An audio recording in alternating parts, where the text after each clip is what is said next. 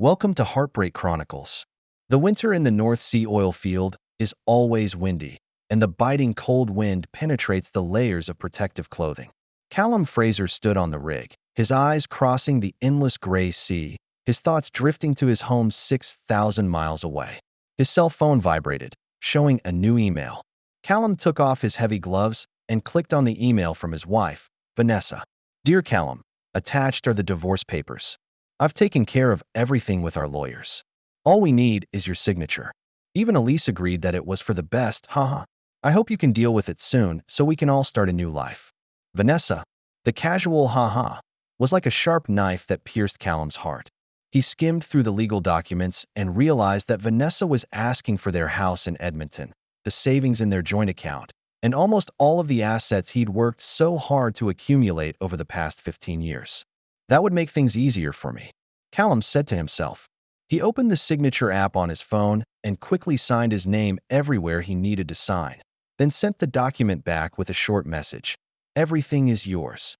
Then he dialed his attorney and arranged to have the remaining assets, those investment accounts Vanessa may not have known about, and a vacation cottage transferred to her name as well. Mr. Fraser, are you sure you want to do this? The lawyer asked in surprise. Okay. Sometimes it's easier to let go than to hold on, Callum replied, a hint of bitterness in his voice that only he could hear. Putting the phone down, he looked away. There was still a month to go before his work in the North Sea was over. The hefty payoff for this special assignment was supposed to be for Elise's special treatment. Their 16-year-old daughter had been suffering from a rare autoimmune disease, a treatment not fully covered by regular health insurance. Now that plan is a bust, but he's still going to give that money to Elise, just in a different way. 8 weeks later, Callum was back in Edmonton. Instead of going straight home, which was no longer his home, he checked into an ordinary hotel downtown. The next morning, he rented a car and drove to what had once been his home. Callum had planned to just watch from afar and maybe stumble upon Elise. But as he approached the house in the upscale Riverdale neighborhood, he saw a for sale sign in the front yard. He stopped the car and gazed in shock at the sign, bearing Vanessa's picture and the logo of the real estate company she worked for. Just as he sat in his car contemplating his next move, a shiny black Jaguar pulled up in front of the house. Vanessa stepped out of the car, looking more confident and radiant than he remembered in a well-tailored professional suit. Right behind him was a tall, handsome man wearing an expensive suit and a valuable watch on his hand. The man naturally placed his hand on Vanessa's waist and guided her toward the front door. So that's why, Callum whispered, feeling a wave of pain and betrayal hit him. Just then, he noticed the figure stepping out of the other car, Elise. His daughter looked much thinner than she had been before she left, her golden brown hair hanging listlessly over her shoulders and a tired expression on her face. She walked slowly towards the house, clearly keeping her distance from Vanessa and the man. Callum almost opened the car door and rushed over, but he controlled himself. Now is not the time. He needs to understand what's going on and needs a plan. He started the car and drove away from the neighborhood. Back at the hotel, Callum opened his laptop and searched up Vanessa's real estate information. She is now the lead salesperson for a high-end real estate firm on the city's west side, specializing in luxury and commercial properties. On the firm's website, he found the man she was with, Bennett Harlow, the firm's legal counsel and a graduate of the University of Toronto's Faculty of Law, specializing in real estate and corporate law. Callum continued to dig deeper and found that Bennett had joined the company 3 years ago, and Vanessa had jumped from a regular real estate firm to this high-end company around the same time. Over the following days, Callum rents an apartment and begins to track Vanessa and Bennett's movements. He quickly confirms that they are engaged in a passionate affair, and from their behavior and conversations, he deduces that the relationship has been going on for at least 2 years. It all made Callum feel a wave of nausea. 2 years ago, he was working on a rig in the Gulf of Mexico when he was nearly killed in an explosion. He suffered only minor injuries, but spent 3 days in the hospital before contacting Vanessa. At the time, she had acted very worried and concerned, but now Callum suspected it was just a disguise. He recalled Vanessa's growing resentment over the past few years, complaints about his long business trips, accusations that he'd missed family gatherings, and the increasing number of times she'd implied that he didn't care enough about Elise. Callum had always assumed that these were normal frictions due to the nature of his job, but now he understood that those were meant to pave the way for her betrayal. What broke his heart even more was Elise's change in attitude.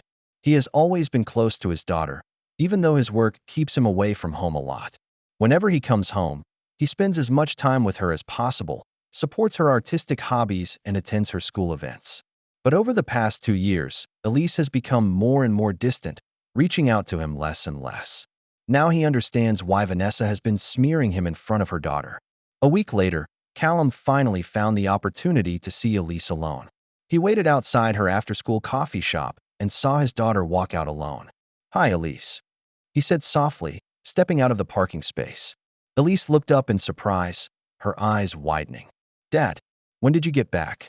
"About a week ago," Callum replied, unsure if his daughter wanted to see him. "Can I have a cup of coffee with you?" Elise hesitated, then nodded. "Okay." They went back to the coffee shop and found a quiet corner to sit in. Callum scrutinized his daughter's pale face and tired eyes. "Are you okay? Looks a lot thinner than when I left." Elise shrugged. "I'm fine. It's just that school is stressful plus all these changes." "About the divorce and the move?" Callum asked. Elise nodded, looking down at her coffee. "Mom said you agreed to everything. The house, the money, and the plan to move to Vancouver." Callum felt a surge of anger, but he kept a calm expression. "I signed the papers, yes. I think it will make things easier for everyone." He paused, then asked, "Vancouver? When was that decided?" Bennett was offered a new position there, a big law firm. Mom said she could start her real estate business there. "We're moving next month," Elise said, with obvious reluctance in her voice. "Do you want to go?" Callum asked directly. Elise looked up, tears glistening in her eyes. "No, I don't want to leave my friends, my school. I don't want to go anywhere. But Mom says it's best for all of us. She said you agreed to it because you don't care where we live, as long as you're free to work around the world." Callum felt a sharp pain in his chest. "Elise, I never said anything like that. I signed the papers because your mom said you agreed and said it was what you wanted." Elise's eyes widened. "What? I never agreed to that. Mom told me you wanted a clean break, said you were tired of having a family tied down." They looked at each other and realized at the same time that they were being manipulated. "She lied to you, and to me," Callum said calmly. Elise's shoulders slumped. "She does it all the time, doesn't she? It's been driving a wedge between us." She paused, then looked up at him. "That night at the hospital, you almost died, and she didn't even tell me until 3 days later." Callum felt a chill. "What hospital?" 2 years ago, the explosion in the Gulf of Mexico." Elise replied, looking at him in confusion. "Mom told me you only had minor injuries and didn't want me to worry, so there was no need to call or message. But then I saw the news report, and it said that someone was seriously injured. I was worried sick, but she said you were fine and just didn't want to be disturbed." Callum did his best to keep his emotions in check. "Elise, the first thing I did at the hospital was to have them contact you. I thought you knew what was going on. I thought you didn't care." Tears came to Elise's eyes. "I've been texting you every day, but never received a reply. Then Mom said your cell phone was broken and you were too busy to contact us." They lapsed into silence, both digesting the shocking information. "About your condition, how is it now?" Callum eventually asked. Elise lowered her head. Same old, same old. Sometimes good, sometimes bad. The doctor said we need to try that new treatment option, but insurance won't fully cover it, and Mom says we can't afford it." Callum clenched his fists. That's exactly why he's working in the North Sea this time. High-risk work that pays well enough to pay for Elise's special treatment. He told Vanessa before he left, but apparently she never mentioned it to Elise. "I can afford it," he said simply. "In fact, that's exactly why I went to work in the North Sea." Elise looked up in shock. "Really?" "But Mom said." "Your mom says a lot of things, and most of them aren't true," Callum said gently but firmly. "Elise, I never got tired of family, never cared about you. It's torture every time I leave, but it's my job and it pays well and gives you the best life and medical care." Elise's tears are flowing even harder. "I trusted the wrong people." Callum reached out and gently took his daughter's hand. "Don't beat yourself up. She's your mom, and it's natural for you to trust her." They talked for another hour, and Callum learned more about Vanessa and Bennett's plans. They were going to sell the house and use the assets they'd gained from the divorce to start a new life in Vancouver. Elise is told that she has to move with them and has no choice. When we parted, Elise hugged her father tightly. "What am I going to do, Dad? I don't want to go to Vancouver with them." Callum replied calmly, "Don't worry, dear. I'll take care of this. Until then, don't let them know we met." Leaving the coffee shop, Callum's heart tumbled with mixed emotions: anger, betrayal, heartbreak, but also a calm determination. Vanessa not only betrays him, but manipulates their daughter, even at the expense of Elise's health to fulfill her own selfish desires. And Bennett, a lawyer who is supposed to uphold the law and ethics, participated in this deception. They both have to pay for it. Callum begins his investigation. As a petroleum engineer, he was accustomed to a precise, systematic way of working, and now he was using those skills for a different purpose. First, he hired a private investigator and also started gathering information himself. He learned that Bennett had been involved in covering up several environmental violations in the past while serving as legal counsel for various oil companies. Through his old friends in the oil industry, Callum obtained copies of some key documents. Meanwhile, he begins to investigate Vanessa's real estate dealings. As a senior engineer, Callum has a knack for analyzing and solving problems. He accesses public records and tracks property price fluctuations, looking for unusual patterns. He soon discovered that Vanessa and Bennett had used insider information to operate several large commercial real estate transactions. Their maneuver was ingenious. Bennett used his position as a legal provider for large developers to obtain information about undisclosed city plan changes and business district rezonings. Vanessa then uses this information to persuade her clients to buy or sell properties in specific areas, earning lucrative commissions. These transactions are not entirely illegal per se, but are in a gray area of morality and law. Worse still, Callum found they were also involved in a more straightforward type of fraud, inflating figures in property valuation reports to help buyers get overqualified for a loan and then taking a cut. Callum organized all the evidence and created a digital archive.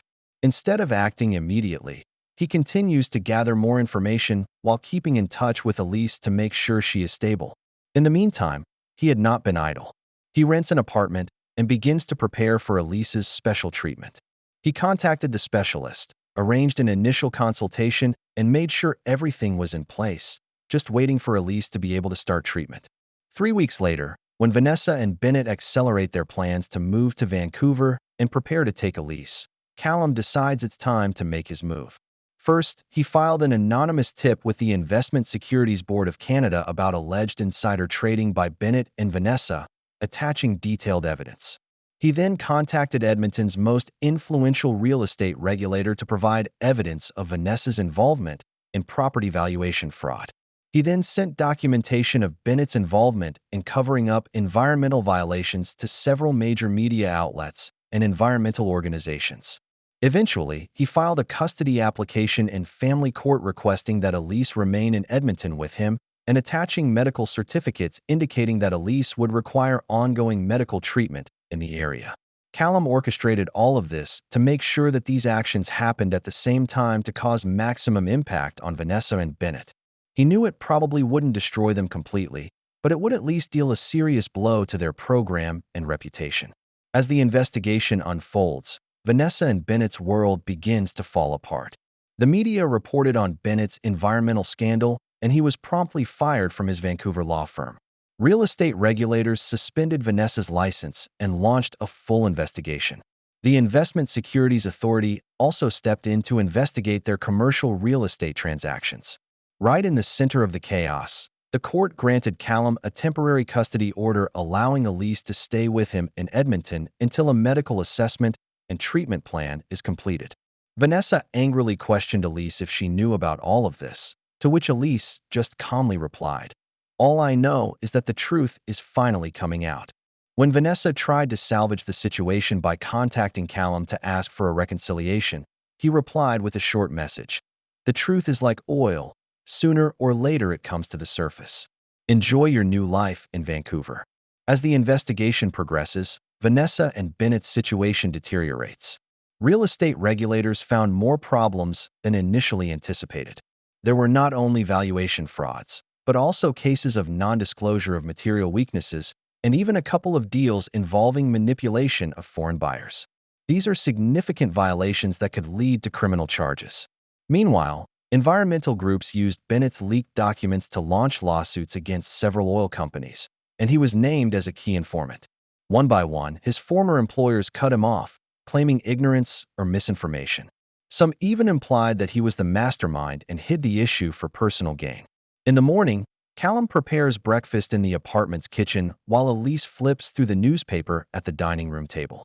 Another article on Bennett, she said, pointing to the newspaper. He claimed he was coerced and said he was threatened that he had to do it. Callum put the omelet on a plate and walked over to the table. Some people always say that when they get caught. I can't believe Mom is with him, Elise said, shaking her head. I always thought he was upstanding, always talking about ethics and doing the right thing.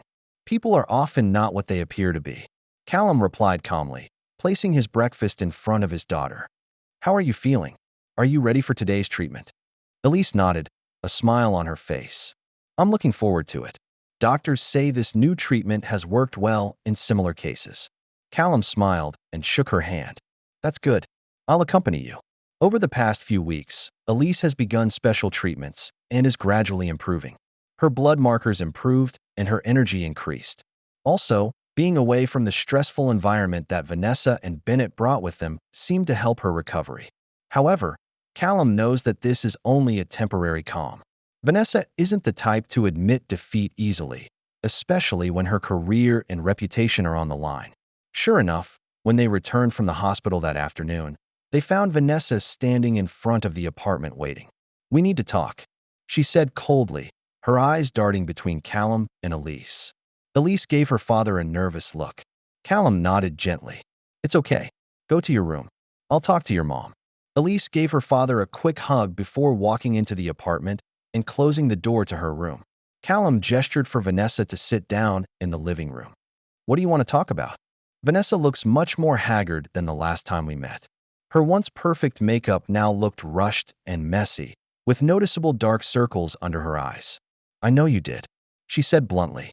The report, the evidence, the whole investigation. It was all arranged by you. Callum didn't deny it, just responded calmly. I'm just bringing to light the facts that are already out there. Facts? Vanessa laughed mockingly. You know what's true? The truth is our marriage died a long time ago. The truth is you always choose work over family. The truth is you never really cared about Elise's situation until you could use it against me. Callum felt anger rising, but he kept it under control. If that's your opinion, then there's no point in having this conversation. Vanessa's expression softened a little. Look, Callum, we can fix this. I know what you want. I'll give up custody of Elise if that's what you want. I can testify in court that I tricked you into signing the divorce papers. We can renegotiate the division of assets. Just call off these investigations. You have influence and I know you can do it. Callum gazes at the woman who was once his wife, looking for a sign of the one he loved, but he can't find it. Why the sudden concern now? Is it because Bennett abandoned you? Vanessa's expression betrayed her. He didn't abandon me, she argued weakly. We just separate for a while until things settled down. Oh, so when the going got tough, he chose to protect himself over you. Callum shook his head. What a chivalrous man. It's not like that, Vanessa said excitedly. Bennett said we need to each deal with our own legal issues. It's the smartest thing to do. Of course, Callum responded coldly. So now you come to me, hoping I can solve your problems, like I always do. A flash of annoyance flashed in Vanessa's eyes. You always do, don't you? Portraying yourself as a victim when in reality you're the one who pushed us to this point. If you really cared about the family, you wouldn't always choose to leave. I left to work, to support my family. Callum replied calmly. And you lied to me, manipulated our daughter against me, stole the money I had set aside for her treatment, and then tried to take her away from the medical resources she needed. Which of us cares less about family? Vanessa stood up, an angry look on her face. Well, if you want to play hard to get, then we'll do it for real. You think you've won? Wait and see, Callum. I still have my ways.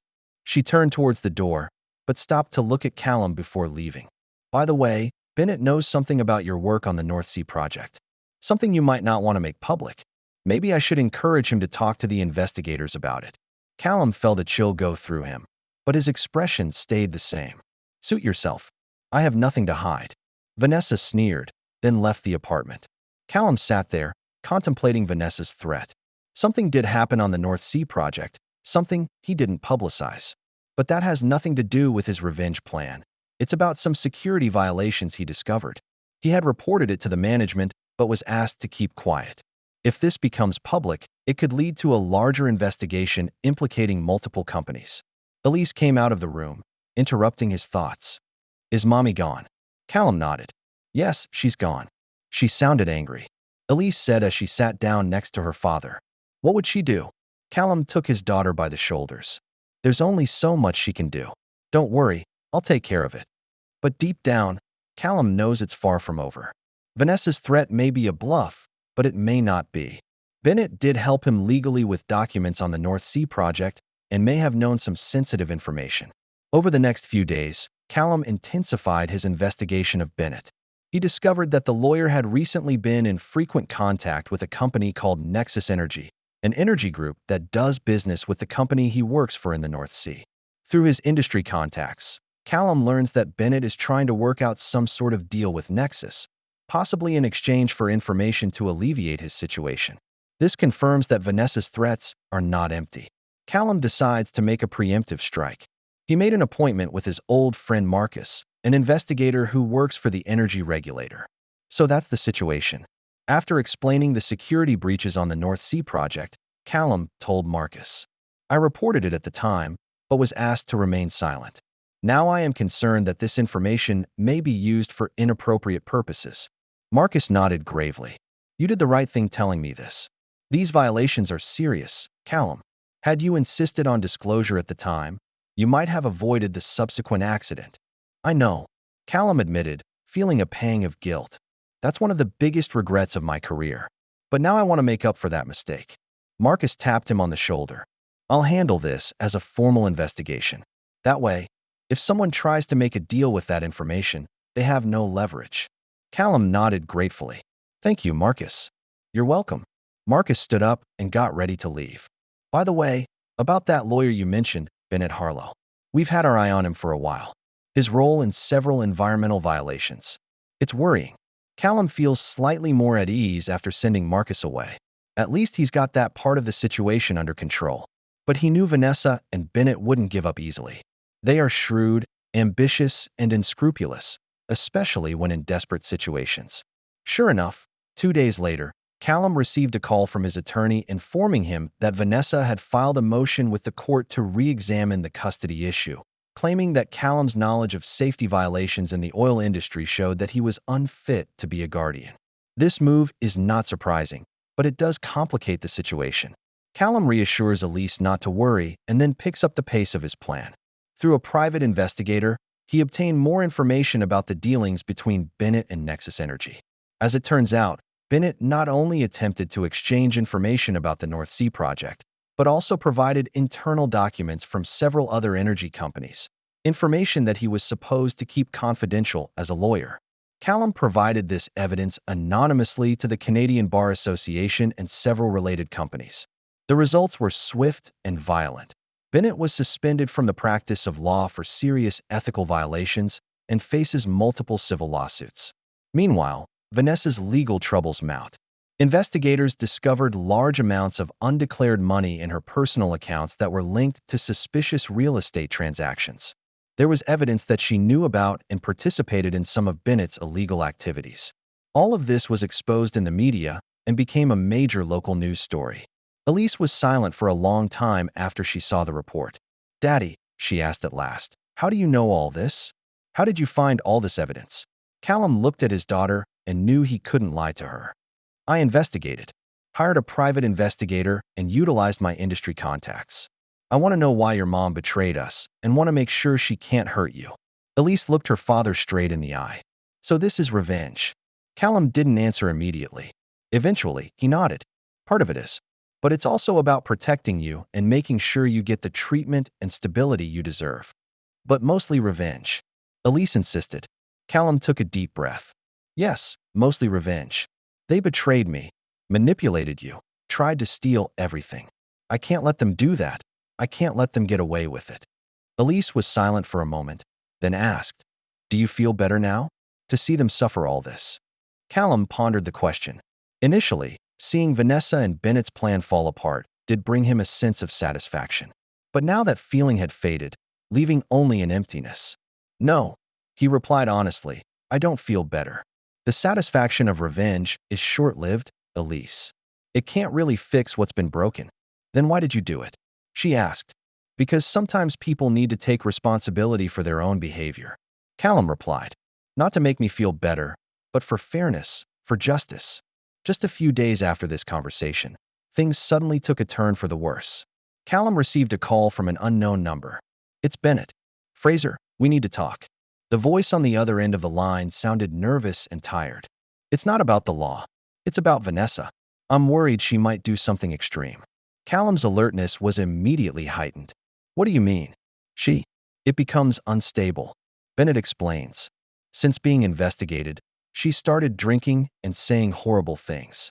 About ending it all, about how if she can't have Elise, then no one can." Callum felt a pang of fear.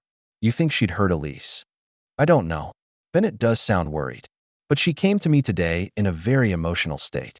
She said she had a plan to make you all pay. Then she left. I tried to contact her, but she wouldn't answer her phone. I feel you should be warned." Callum immediately thanked Bennett for the warning and then called Elise's school to make sure she was safe. The school told him that Elise had been picked up early by her mother about an hour ago. Panic swept through Callum. He immediately called Elise's cell phone, but there was no answer. Then he called Vanessa's number. Again, no response. He contacted the police to report a possible abduction, but the police noted that as a mother, Vanessa had the right to pick up her daughter unless there was a clear court order prohibiting it. In desperation, Callum thinks of tracking Elise's cell phone. A few months ago, they purchased new cell phones with location-based features, mainly for security reasons. If the phone was still on, he could find it. Through a cell phone app, he saw that Elise's phone showed up at a location on the outskirts of the city, near the North Saskatchewan River. It was an isolated area with several abandoned industrial buildings.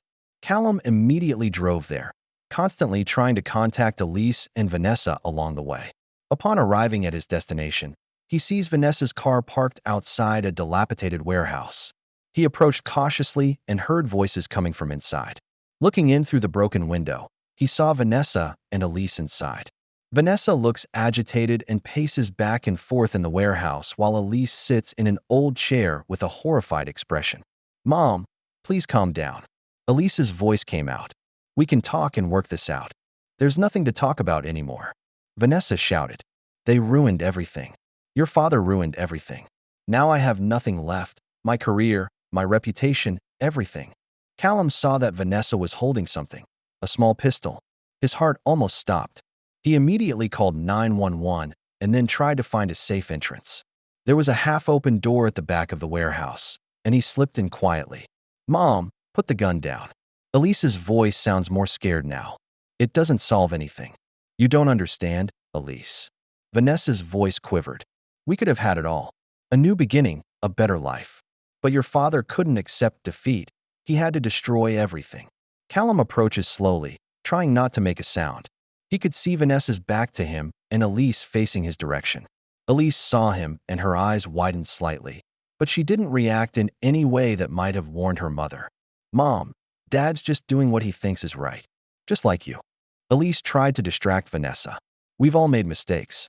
But it's not the end. We can fix it, together." Vanessa shook her head, the gun shaking in her hand. "It's too late, honey. Some mistakes can't be fixed." Just at the moment when Vanessa seemed about to turn the gun on herself, Callum rushed out. "Vanessa, no." Vanessa turned and saw Callum, a flash of surprise and then anger flashing across her face. "You," she whispered, turning the gun on him. "It's all because of you." "Mom, no." Elise screamed and stood up. "Vanessa, drop the gun," Callum said calmly, moving forward slowly. "Think about Elise. Don't let her witness this. It's too late." Vanessa's voice sounds strangely calm. "We've come too far. There's no turning back. There's always a way back." Callum continues to approach. "Elise needs both of us. No matter what happens, we are her parents." Vanessa's hands began to shake. "You don't understand. They're going to arrest me. I could go to jail. My life is over. No, it doesn't. Callum's only a few steps away from her now. I can help you. We can work this out together. For Elise. Just then, the sound of sirens came from the distance. Vanessa looked out the window in alarm and turned back to look at Callum. You called the police. It's to protect Elise, Callum said honestly, and to protect you from doing something that can't be undone. Vanessa glanced at Elise, then back to Callum. Her expression changed from anger to despair, and finally seemed to accept reality. I would have loved you, you know, she said softly. In the beginning. But then, everything has changed. I know, Callum replied. I loved you too. Maybe we've all changed. The sirens were getting closer. Vanessa took a deep breath and slowly lowered her pistol. Mom, Elise cried and walked forward. But before Elise can reach her, Vanessa suddenly raises the gun to her temple. No, Callum and Elise shouted at the same time. Callum lunges in, but it's too late. The sound of gunfire echoed through the warehouse as Vanessa collapsed, blood pouring from the wound in her head. Elise screams and falls to her knees beside her mother while Callum rushes over to check Vanessa's pulse. But he knew there was no hope. When the police stormed the warehouse, they saw the wreckage of a family. A woman lying in a pool of blood, a girl broken down and crying, and a man kneeling with shock and grief written on his face. 3 months later, Callum and Elise are standing in the cemetery, looking at Vanessa's headstone. The winter sun shone on the marble, illuminating the names and dates engraved on it. I miss her, Elise whispered, placing a bouquet of lilies on the grave. Despite everything, I miss her. Callum nodded, feeling his throat tighten. I understand. No matter what happens, she's your mom. They stood in silence for a moment, each lost in their own thoughts. Sometimes I wonder, Elise eventually said, if things would have been different if you hadn't pursued it, if you had just let them go. Callum took a deep breath. It's a question he asks himself often, too. I've thought about it too. But the truth is, it was only a matter of time before your mom and Bennett's behavior came to light. It could be through me. It could be through someone else. They were on a dangerous path, long before I realized it. But revenge accelerates everything. Elise noted. Yes, Callum admits. It does speed things up. And I will always carry that burden. In the wake of the tragedy, Bennett was convicted of several crimes, including fraud and ethics violations. He will spend the next few years in prison. And Callum and Elise set out to rebuild their lives. Elise's health has improved dramatically with her new treatment. She began to consider college options, leaning towards studying psychology in hopes of one day helping those who have experienced trauma. Callum quits his job as a petroleum engineer and takes a local position so he can come home to Elise every day. He also began attending counseling to try to understand his vengeful behavior and its consequences. You know, Callum said as they turned to leave the cemetery, all this has taught me one thing. What? Elise asked. Betrayal and vengeance are poisons, he replied calmly. They may seem to bring justice or balance, but in reality they only produce more pain. The real power lies in forgiving and letting go. Elise held her father's hand. So what do we do now? Callum looked at the road ahead, the sun shining on the bare branches of the trees, casting long shadows. We move forward, with lessons learned, with memories, but we move forward, one step at a time. They walked out of the cemetery into the winter sunlight and headed for home. The past can't be changed, but the future still has endless possibilities. It's the last lesson betrayal leaves behind. Life goes on, even after the darkest moments. And sometimes what is rebuilt from the ashes is stronger and more precious than the original. Nonetheless, the family's tragedy will forever serve as a warning that betrayal costs far more than initially imagined, and that the flames of vengeance often burn those who ignite it. In pursuing justice, we must be careful not to become the very evil we oppose. Because when the dust settles, the real question isn't who's right or who's wrong. It's how we find the strength to move forward in the midst of the brokenness, how we learn to forgive in the midst of the hurt. For Callum and Elise, the road has only just begun. That's the end of today's story. For more captivating tales, hit subscribe and never miss an episode.